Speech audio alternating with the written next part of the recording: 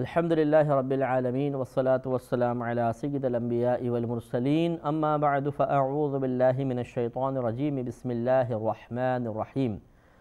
سورۃ الاحزاب چل رہی تھی اور اس کی 19ویں آیت کی ابتدا ہوئی تھی، تھوڑا سا حصہ اس کا بیان ہوا تھا۔ 18ویں آیت میں جیسے کہ آپ کو بتایا تھا کہ اللہ تبارک و تعالیٰ نے 18ویں آیت سے دوبارہ منافقین کی مذمت کی کہ جو غزوہ احزاب میں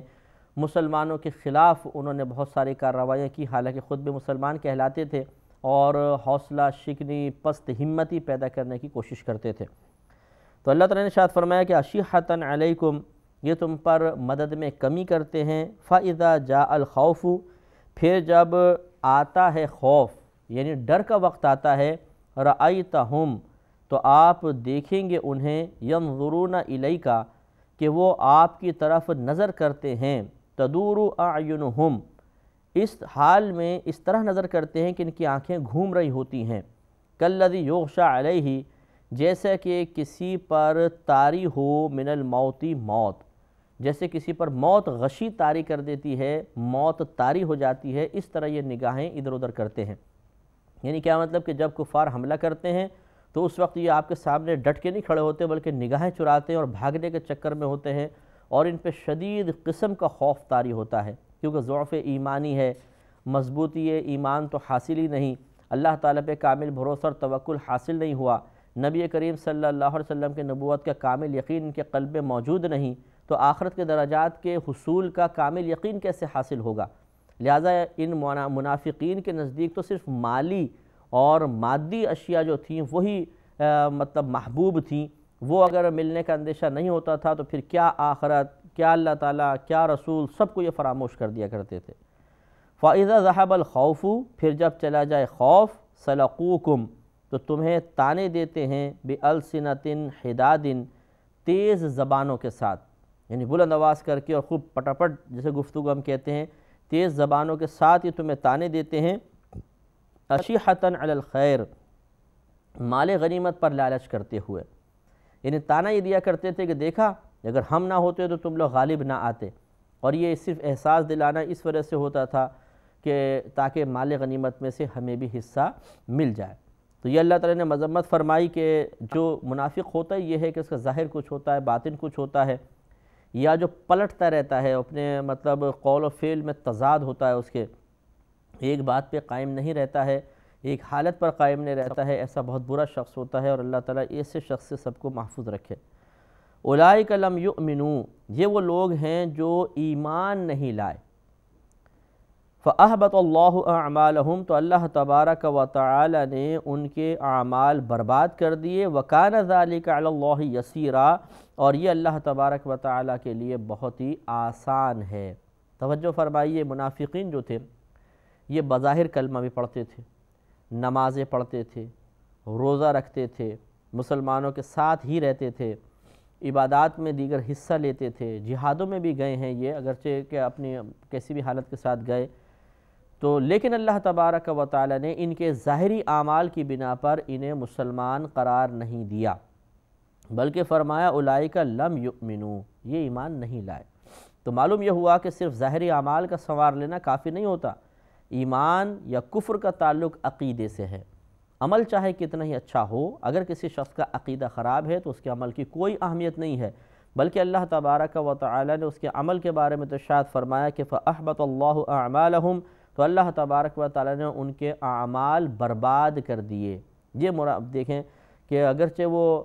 مسلمان کہلاتے تھے، سب کچھ تھا، لیکن چونکہ ان کا عقیدہ درست نہیں تھا، ان کے قلب میں ایمان راسخ نہیں ہوا تھا، تو اللہ تبارک و تعالی نے ان کو مسلمان قرار نہیں دیا۔ اور جب ایک چیز ثابت نہیں ہوتی تو اس کی ضد ضرور ثابت ہوتی ہے، ایمان والے نہیں ہیں تو کافر ہیں، اس کا مطلب منافق کافر ہوتا ہے، اور اللہ تبارک و تعالی ان کے اعمال کی کوئی اللہ کی نگاہوں میں قدر و قیمت نہیں ہوتی، سب اعمال برباد ہو جاتے ہیں۔ اس سے معلوم ہوا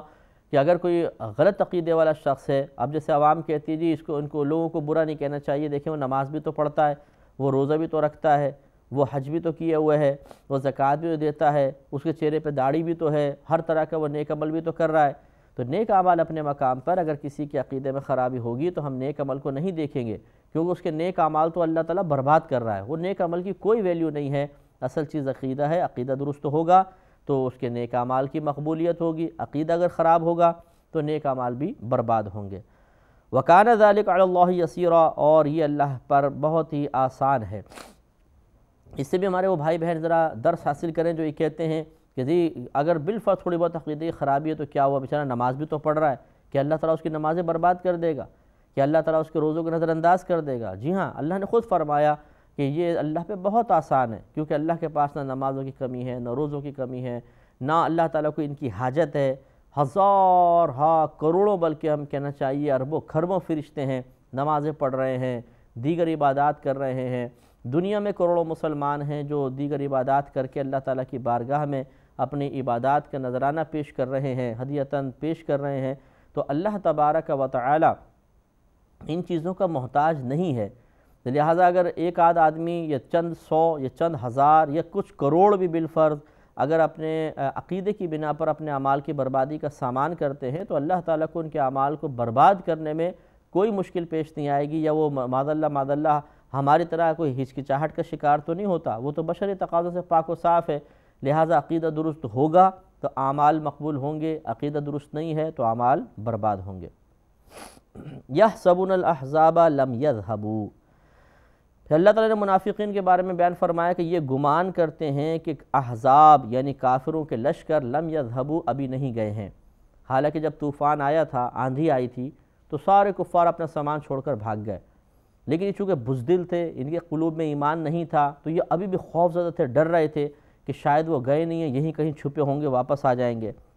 وَإِنْ يَأْتِ الْأَحْزَابُ، اور اگر لشکر دوبارہ آ جائیں، یودو تو یہ تمنا کریں گے، یعنی منافقین تمنا کریں گے، لو انہم بادون فی الاعراب، کہ کاش وہ کسی طرح گاؤں وغیرہ میں نکل جائیں، یسألون عن انبائکم، اور پھر وہ تمہارے بارے میں خبر پوچھیں، سوال کریں۔ یعنی اگر وہ دوبارہ آ جائیں تو ان کی تمنا یہ ہوگی کہ ہم قریبی گاؤں میں بھاگ جائیں، اور پھر اگر کوئی وہاں سے آ رہا ہو، یعنی جنگ کے میدان سے آ رہا ہو یا گاؤں سے وہاں پہ جا رہا ہو، تو پھر اس سے پوچھیں یار ذرا دیکھنا مسلمانوں کا کیا حال ہے، یا وہاں سے کوئی آ رہا ہو تو اس سے پوچھیں بھی کیا ہوا مسلمانوں کے ساتھ، یعنی خود محفوظ رہیں اور مسلمان وہاں پر لڑتے رہیں۔ یہ ان کی قلبی کیفیت کو اللہ تعالیٰ نے بیان فرمایا، جس سے اللہ تبارک و تعالیٰ کے بارے میں مزید اس خیال کو تقویت اور عقیدے کو تقویت ملی کہ اللہ تبارک و تعالیٰ قلوب کے احوال جانتا ہے، ہمارے دل میں جو کچھ وارد ہو رہا ہے وہ اللہ تعالیٰ پر بالکل مخفی نہیں ہے۔ تو ان کے دل میں یہ خیال تھا کہ اگر بالفرض دوبارہ پلٹ کے آتے بھی ہیں تو ہم نے یہاں رکنا ہی نہیں ہے، بھاگ جائیں گے، اور پھر یہ کیا کریں گے وہ تک اللہ نے بتا دیا۔ وَلَوْ كَانُوا فِيكُمْ مَا قَاتَلُوا إِلَّا قَلِيلًا، اور اگر یہ تم میں رہتے بھی، یعنی گاؤں میں نہ بھاگتے، تم میں رہتے بھی، ما قاتلوا تو یہ قتال وغیرہ جنگ نہ کرتے، الا قلیلا مگر بہت تھوڑے سے، ان میں سے چند ایک جو تھے مروتاً شامل ہو جاتے، ورنہ یہ لوگ جنگ میں بھی شامل نہ ہوتے۔ یہاں تک بیان فرما کہ اللہ تبارک و تعالی نے نبی کریم صلی اللہ علیہ وسلم کے عمل کو صحابہ کرام کے لیے ایک معیار قرار دے دیا۔ لہذا ارشاد فرمایا لقد کان لکم فی رسول اللہ اسوۃ حسنہ، ضرور بے شک ہے تمہارے لیے نبی کریم صلی اللہ علیہ وسلم کی زندگی میں اسوۃ حسنہ، بہترین عملی نمونہ۔ کس کے لیے؟ لمن کان یرجو اللہ والیوم الآخرہ، اس شخص کے لیے کہ جو اللہ تبارک و تعالی اور اخروی دن کا یقین رکھتا ہے، وذکر اللہ کثیرا، اور وہ اللہ تبارک و تعالی کا بہت ذکر کرتا ہے، اللہ کو بہت یاد کرتا ہے۔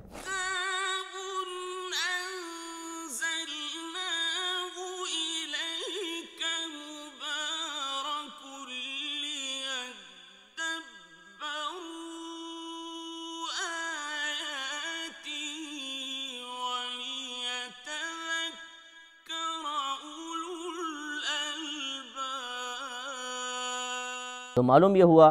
کہ نبی کریم صلی اللہ علیہ وسلم کی حیات طیبہ میں ہمارے لیے بہترین عملی نمونہ ہے۔ تو گویا کہ صحابہ کرام سے ارشاد فرمایا گیا کہ ان منافقین کی طرف توجہ نہ کریں، بلکہ نبی کریم کو دیکھیے کہ نبی کریم صلی اللہ علیہ وسلم باوجود نبی ہونے کے خود بنفس نفس خندق کھود بھی رہے ہیں، جہاد میں حصہ لے رہے ہیں اور قتال فرما رہے ہیں، صحابہ کرام کو شرعی احکام بھی سکھا رہے ہیں، ہر قسم کی مشقت میں صحابہ کے ساتھ ہیں، اللہ تعالیٰ کی فرما برداری اور اطاعت فرما رہے ہیں۔ تو ان کو اپنا معیار بناؤ، منافقین کی طرف توجہ نہ کرو۔ اور پھر سمجھا دیا کہ اس کی سعادت اسی شخص کو ملے گی کہ جس کا عقیدہ درست ہوگا، کہ وہ اللہ پر ایمان بھی رکھتا ہوگا، اخروی دن پر ایمان رکھتا ہوگا، اور اللہ تعالیٰ کی بہت زیادہ یاد بھی کرتا ہوگا۔ اللہ اس کو یہ سعادت عطا فرمائے گا، وہ سعادت مند نبی کریم صلی اللہ علیہ وسلم کی پیروی کرے گا۔ ویسے تو اس آیت کے اول مخاطب صحابہ کرام علیہم الرضوان ہیں، لیکن یہ آیت کریمہ قیامت تک کے لیے مسلمانوں کے لیے ایک بہترین معیار رکھتی ہے، ایک بہترین درس رکھتی ہے، اور بہترین انداز سے فرما برداری کا تقاضا کر رہی ہے کہ نبی کریم صلی اللہ علیہ وسلم کی حیات طیبہ میں ہمارے لیے بہترین عملی نمونہ ہے۔ لہٰذا ہمیں بھی چاہیے کہ اپنے اعمال کی اصلاح کرنے کے لیے نبی کریم صلی اللہ علیہ وسلم کے اعمال و افعال کا مطالعہ کریں۔ ہمارا جو عمل سرکار کے عمل کے خلاف نظر آئے اس کی اصلاح کرنی چاہیے، جو موافق نظر آئے اس پہ شکر ادا کرنا چاہیے، اور جس سے ہم محروم نظر آئیں اسے اختیار کر لینے کی سعادت حاصل کرنی چاہیے۔ لیکن یہ یاد رکھیے گا کہ نبی کریم صلی اللہ علیہ وسلم کے اعمال دو طرح تھے۔ ایک عمل تو ایسا تھا کہ جس کو آپ نے بطور عبادت اختیار کیا، انہیں کہتے ہیں سنن الہدا، اور بعض اعمال ایسے تھے کہ جن کو نبی کریم صلی اللہ علیہ وسلم نے عادتاً اختیار کیا، اس میں عبادت کا کوئی پہلو نہیں ہوتا ہے، انہیں کہتے ہیں سنن زوائد۔ جیسے مثال کے طور پر پہلے کی مثال جیسے اذان، اقامت وغیرہ، انہیں نبی کریم صلی اللہ علیہ وسلم نے بطریقہ عبادت اختیار کیا۔ اسی طرح عاجزی انکساری، سخاوت، ایثار، وعدہ پورا کرنا، گناہوں سے بچنا، وعدہ خلافی سے بچنا، بخل سے محفوظ رہنا، ظلم سے محفوظ رہنا، عدل و انصاف فرمانا، یہ تمام چیزیں جو ہیں سنت موقدہ ہیں، اور انہی کو سنن الہدا بھی کہتے ہیں۔ تو یہ تو بطریق عبادت تھیں، باقاعدہ اللہ تبارک و تعالیٰ کی تعظیم کے قصد کے ساتھ، درجات کی بلندی کے ارادے کے ساتھ، اللہ تبارک و تعالیٰ کی رضا کے حصول کے ارادے کے ساتھ سرکار نے ان کو اپنایا ہے۔ اور بعض نبی کریم صلی اللہ علیہ وسلم کی ایسی سنتیں ہیں یا ایسے آپ کے افعال و اعمال ہیں جنہیں آپ نے بطور عادت اختیار کیا ہے، عبادت کا قصد نہیں تھا۔ جیسے کھانے پینے کی سنت آداب ہوتے ہیں، کھانا پینا، چلنا بیٹھنا، اٹھنا، لباس پہننا اتارنا، مہمان نوازی، گھر میں آنا جانا، سفر وغیرہ کی جو سنتیں وغیرہ ہیں، یہ سب عادت تھی، آپ کی عبادت نہیں تھی۔ ان دونوں کا شرعی حکم یہ ہوتا ہے کہ سنن الہدا کا پورا کرنا یہ ہمارے لیے ضروری ہوتا ہے۔ اگر ایک دو بار ترک کیا تو برا کیا، اور اگر عادت بنا لیں گے تو گناہگار ہوں گے اور آخرت میں مستحق عذاب نار ہوں گے۔ لیکن سنن زوائد جو ہوتی ہیں، ان کا اختیار کرنے میں ہمیں مکمل طور پہ خود مختار رکھا گیا ہے۔ اختیار کریں گے تو انشاءاللہ ثواب بھی ملے گا، کیونکہ ہم نبی کریم کی اتباع کرنے کا قصد کر رہے ہیں، اس وجہ سے ثواب بھی ملے گا اور درجات کی بلندی کا سامان بھی ہوگا۔ لیکن اگر کوئی شخص جان بوجھ کر بھی انہیں چھوڑ دیتا ہے، ترک کر دیتا ہے، نہیں عمل کرتا ہے، تو آخرت میں ان پر ملامت بھی نہیں ہے۔ تھوڑا سا ثواب تو یقیناً کم ہوگا، لیکن نہ آخرت میں ان کے بارے میں پوچھا جائے گا، سنن زوائد کے بارے میں نہ تو پوچھا جائے گا، نہ کوئی گرفت ہے، نہ ملامت تک نہیں ہوگی کہ تم نے ایسا کیوں نہیں کیا تھا۔ لہٰذا معلوم ہوا کہ جو عمل اللہ تعالیٰ اور اس کے رسول کی نگاہوں میں جتنی اہمیت کا حامل ہے اسے اتنی اہمیت دی جائے۔ جیسے مثلا فرض، واجب اور سنت موقدہ، یہ تین اعمال ایسے ہیں کہ ان کا پورا کرنا ضروری ہے، پورا نہیں کریں گے تو فرض کا ترک کرنا گناہ کبیرہ، واجب کا ترک کرنا گناہ صغیرہ، اور سنت موقدہ کے ترک کی عادت بنا لینا یہ بھی گناہ صغیرہ ہوتا ہے۔ تو جس کے ترک پہ گناہ ملتا ہے وہ تو گویا کہ شریعت کے نزدیک بہت زیادہ اہمیت کا حامل ہے، اسے پورا کرنا ہوگا۔ اور انہی کے ترک پر جو بے عملی ہوتی ہے اس پر آخرت میں سزا مقرر کی گئی ہے۔ اسی کو حقیقتاً یعنی فرض، واجب، سنت موقدہ کا کوئی ترک کرنے والا ہوگا تو اسی کو ہم کہہ سکتے ہیں یہ بہت بے عمل آدمی ہے اور آخرت میں اس کو سزا ملے گی۔ اگر کوئی عالم ہے جو فرض، واجب، سنت موقدہ ترک کر رہا ہے تو ان کے ترک کی بنا پر آپ اسے بے عمل عالم کہہ سکتے ہیں۔ اس کے مقابلے میں دوسری طرف آ جائیے، اب ہیں سنن زوائد، جن کا پورا کرنا سنت غیر موقدہ ہے، یعنی سنت غیر موقدہ ہوتی ہیں یا مستحبات ہیں جس کو ہم آداب بھی کہتے ہیں۔ ان کا پورا کرنا اچھا ہے، نہیں پورا کریں گے تو کوئی اس میں آخرت میں ملامت نہیں، گرفت نہیں ہے۔ لہٰذا چونکہ اس کے اندر گرفت نہیں ہے، لہٰذا معلوم ہوا کہ ان کی اہمیت اللہ تعالیٰ اور اس کے رسول کی نگاہوں میں ان تین کے مقابلے میں بہت ہی کم ہے، اور اللہ تعالیٰ اور اس کے رسول نے اگر ان کو اہمیت دینی ہوتی تو ان کے ترک کے اوپر سزا مقرر کر دی جاتی، لیکن اللہ تعالیٰ اور اس کے رسول نے اتنی اہمیت ان کو نہیں دی ہے۔ لہذا ان کے ترک پر ہم ایک شخص کو بے عمل کہہ تو سکتے ہیں اس اعتبار سے کہ جی یہ عمل نہیں کر رہے اس سنت پر یا اس ادب پر اس مستحب پر عمل نہیں کر رہے، لیکن یہ وہ بے عملی نہیں ہے کہ جس پر آخرت میں گرفت ہو۔ ایسے شخص کو آخرت میں بالکل پکڑا نہیں جائے گا، کوئی ملامت تک نہیں ہوگی۔ لہذا اب عوام الناس کی خدمت میں دائرہ ادب میں رہ کے گزارش ہے کہ اللہ تعالیٰ اور اس کے رسول کریم صلی اللہ علیہ وسلم کے معیارات کو سمجھنے کے لیے، ان کے مزاج کو سمجھنے کے لیے علم دین سیکھیں اور اندھا دھند قدم نہ اٹھائیں، ورنہ اس کی بنا پر آپ قابل گرفت ہو سکتے ہیں۔ اب ہم نے عوام کی حالت یہ دیکھی ہے کہ اگر کوئی عالم دین ہے مثال کے طور پر، وہ سنتیں پوری نہیں کر رہا ہے، سنن زوائد جن کو کہتے ہیں یا مستحبات پورے نہیں کر رہے، تو فوراً کہہ دیتے ہیں تو جی بے عمل عالم ہے، بے عمل ہے،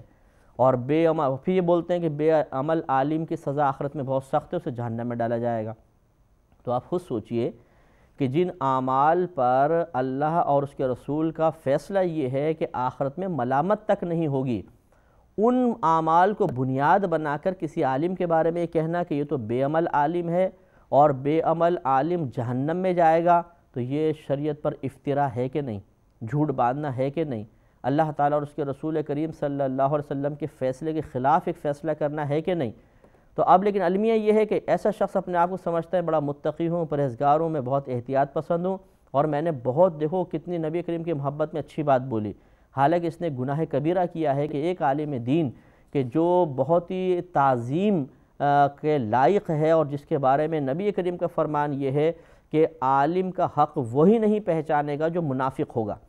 تو اس کے بارے میں یہ کلام کرنا کہ یہ جہنم میں جائے گا، حالانکہ اللہ اس کے رسول کا فیصلہ یہ ہے کہ ان اعمال کے ترک کی بنا پر وہ جہنم میں نہیں جائے گا، تو آپ ایک غلط فیصلہ کر رہے ہیں، ایک غلط بات اس کی طرف منسوب کر رہے ہیں، اور آپ کے جملے کی وجہ سے جو آپ کے سے محبت کرنے والے ہیں، آپ کے قریبی لوگ ہیں، لازم بات ہے وہ بھی اس عالم سے بدظن ہو جائیں گے، علم سے دور ہو جائیں گے، علم کے قریب نہیں آئیں گے، اور اس طریقے سے آپ کی جہالت کی بنا پر ہزارہا لوگ اس عالم کے فیض سے محروم رہیں گے اور اس عالم کو آخرت میں قابل گرفت اور جہنمی تصور کریں گے، اور اس طرح معاشرے میں بگاڑ پیدا ہوگا۔ لہذا اعمال 5 طرح کے ہیں، یہ تفصیل ذہن میں رکھیے گا: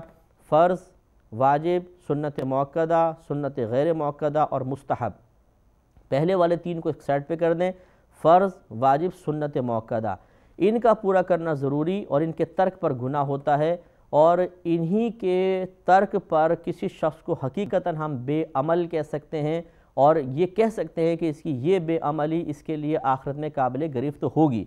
جبکہ ان کے مقابلے 2 جو چیزیں آخری ہیں، سنت غیر موقدہ اور مستحب، ان پر عمل کرنا اچھا ہے، لیکن عمل نہیں کریں گے تو کوئی گناہ نہیں ہوتا ہے، آخرت میں ملامت بھی نہیں ہوتی ہے، اور ان کے ترک پر کسی شخص کے بارے میں یہ کہنا کہ یہ بے عمل ہے اور اس کی یہ بے عملی آخرت میں قابل گرفت ہوگی، یہ بالکل درست نہیں ہے۔ ہاں، آپ عرف میں اپنے مطلب عام ماحول کے اعتبار سے کہہ سکتے ہیں کہ جی یہ بے عملی کا شکار ہیں، لیکن ان کی یہ بے عملی وہ بے عملی نہیں ہے جو آخرت میں گرفت کا سبب بنے گی، بلکہ ضرور اللہ تبارک و تعالیٰ ان سے درگزر فرمائے گا، کیونکہ اللہ تعالیٰ اور اس کے رسول کے نزدیک وہ افعال و اعمال جن کو نبی کریم صلی اللہ علیہ وسلم نے بطور عادت اپنایا، ان پر کوئی گرفت کا فیصلہ نہیں کیا ہے۔ تو جب اللہ اور اس کے رسول گرفت کا فیصلہ نہ کریں تو آپ اور میں کون ہوتے ہیں؟ اور یہ بھی یاد رکھیے گا